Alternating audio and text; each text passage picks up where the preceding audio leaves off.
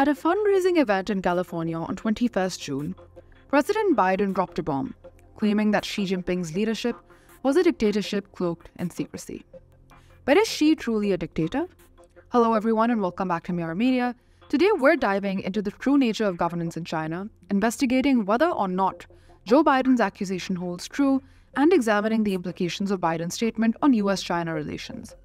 Before we proceed, please don't forget to subscribe to our channel and hit the thumbs up. It's free for you to do, but helps our team out more than you know. Now without further ado, let's dive in.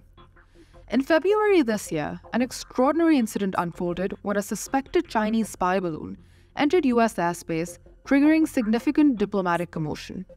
The balloon reportedly had a diameter of 148 feet and carried a 2,000-pound underslung payload called a technology bay.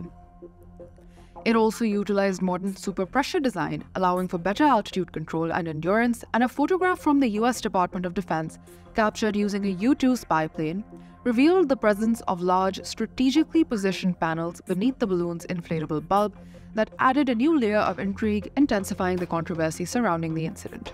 While China denied the assertion that the balloon was involved in espionage, instead insisting that it was merely a civilian weather balloon that had blown off course, it was nevertheless intercepted and shot down on February 4th, and the incident served as a crucial turning point in the ongoing tensions between America and China. Relations between the two countries deteriorated, ultimately culminating in Biden's assertion that Xi's leadership was a dictatorship cloaked in secrecy. This, of course, didn't go down well in China.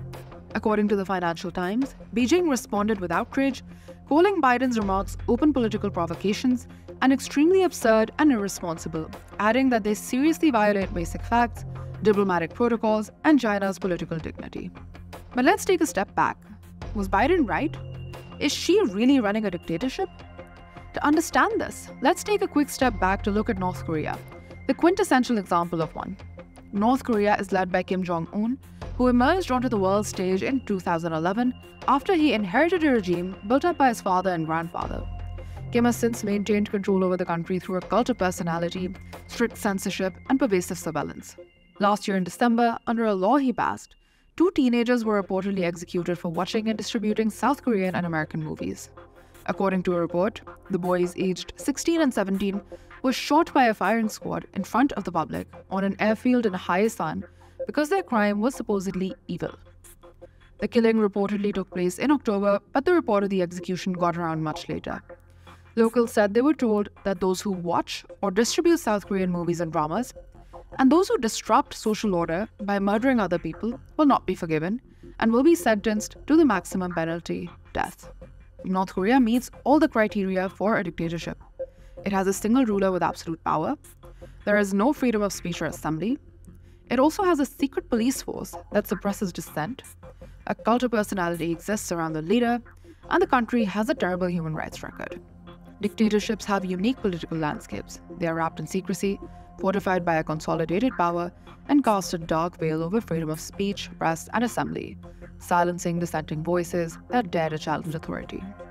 Decisions flow solely from the whims and personal agendas of the leader, leaving the voices and aspirations of the people echoing in the distance, unheard and overlooked. Some aspects of Chinese governance do indeed bear an eerie resemblance to how things are run in North Korea. Xi has often been subjected to severe criticism by journalists, human rights activists, and international organizations for his leadership, policies, and control.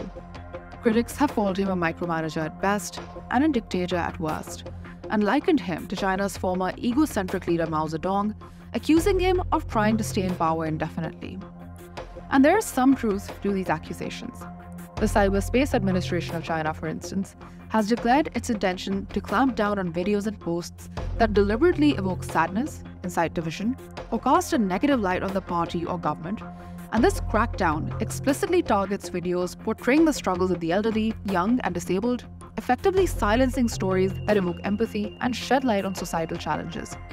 In 2018, Xi also eliminated the 2-term limit on China's presidency, successfully setting himself up for a 3rd term as paramount leader of the CCP, in his efforts to achieve his China Dream vision, while in 2022, he assembled a Politburo standing committee composed only of loyalists.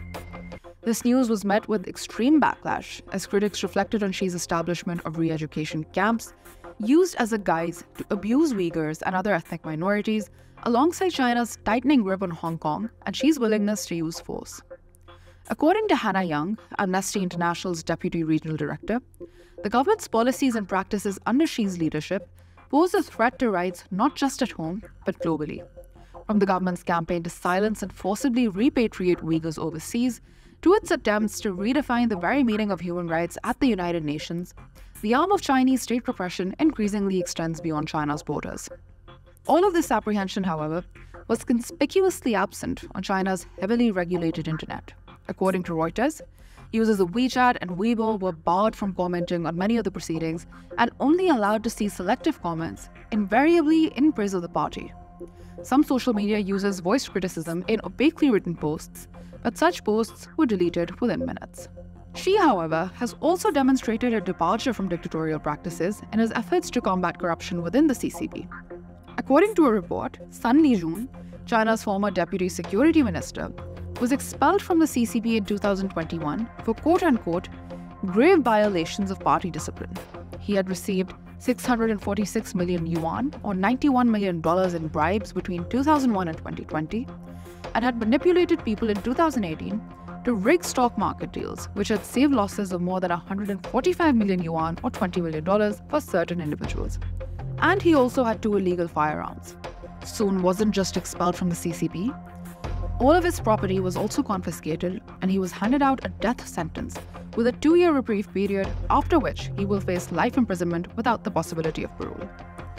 Xi Jinping's relentless campaign against corruption and political disloyalty has also resulted in other high-profile convictions, and this behavior is not characteristic of dictators. Dictators don't usually fight corruption, and a closer examination of Xi's governance reveals nuances that challenge the assertion that Xi is a dictator.